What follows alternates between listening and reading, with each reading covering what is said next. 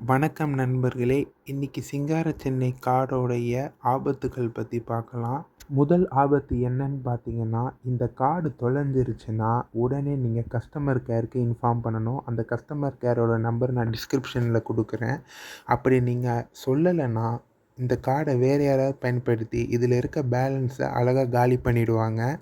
அதனால பத்திரமா இந்த கார்ட வச்சுக்கோங்க. 2வது ஆபத்து என்னன்னு பார்த்தீங்கன்னா, ஆன்லைன்ல ரீசார்ஜ் இப்போதைக்கு ஆன்லைன்ல ரீசார்ஜ் பண்ண வேணாம். ஏன் அப்படின்னா, சில குற்றச்சாட்டுகள் வந்திருக்கு. சில பேர் 200, 300ன்னு ரீசார்ஜ் பண்ணி காச இழந்துட்டாங்க. காசுல பேலன்ஸ் வரலன்னு சொல்லிட்டு பேங்க்லயும் அங்க இங்கேயும் அலையிறாங்களாம். ஒழுங்கான ரெஸ்பான்ஸ் இல்லன்னு சொல்றாங்க. 3வது ஆபத்து அதாவது பிரச்சனைன்னு பார்த்தீங்கன்னா, இதோடைய குறைந்தபட்ச ரீசார்ஜே ரூ. 100. அதுவே நம்மளுக்கு அதிகமா தான் தெரியுது. இத ரூ. 50க்கு குறைக்கணும்னு நான் வேண்டி கேட்டுக்கிறேன்.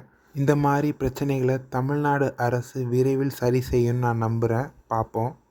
4வது பிரச்சனை என்னன்னு பார்த்தீங்கன்னா, இன்னும் இது லோக்கல் ட்ரெயின்ல வரல. ஆனா சில பேர் இந்த கார்ட எடுத்துட்டு போய் லோக்கல் ட்ரெயின்ல டிக்கெட் கவுண்டர்ல போய் இந்த கார்ட வச்சு ரீசார்ஜ் பண்ண முடியுமான்னு நெறைய பேர் கேட்டிருக்காங்க. இன்னும் இந்த வசதி வரல. விரைவில வரும்னு எதிர்பார்க்குறோம்.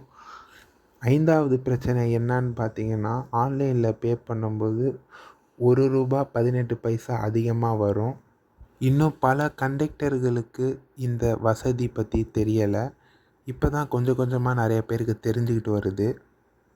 ஒரு குற்றச்சாட்டு வந்திருக்கு. இந்த கார்டு எடுத்துட்டு போய் ஒரு நபர் கண்டக்டர் கிட்ட ஒரு டிக்கெட் வேணும்னு கேட்டிருக்காரு. அந்த கண்டக்டர் குடுக்க முடியாதுன்னு சொல்லிட்டாரு.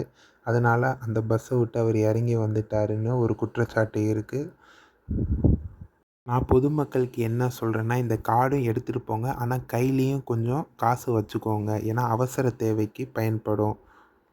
அடுத்த பிரச்சனை என்னன்னு பார்த்தீங்கன்னா, இந்த கார்டுல மீத தொகைய செக் பண்ணுறதுக்கு ஒரு ஆப் கிடையாது. ஒண்ணு செக் பண்ணணும்னா ஃபோன்பே அல்லது பேடிஎம் இந்த மாதிரி ஆப்ல செக் பண்ணலாம். வெப்சைட்ல இன்னமும் சரியா ஒர்க் ஆகல. அரசாங்கம் என்சிஎம்சின்னு சொல்லி ஒரு அப்ளிகேஷன உருவாக்கணும். அப்படி உருவாக்குனாங்கன்னா இந்த பிரச்சனைகள் சரியாகும்.